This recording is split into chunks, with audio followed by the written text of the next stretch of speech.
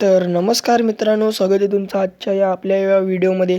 बुंगाडन थार मैदानासाठी 8 एप्रिलसाठी 3 फेऱ्यासाठी बुंगाडन सज्ज झाला आहे. बुंगाडन आता फुल चर्चेत असलेला नंदी आहे. बिंदोड कालात त्यांनी पूर्ण धुमाल घातलेली आहे बुंगा आणि सैराटने A1 जोडी म्हणून. तर काय नाही, एक हार जीत होत असते. तर बुंगाडन थार मैदानासाठी सज्ज झाला आहे. तर बुंगाडनचा नेमकी पेरा कोण?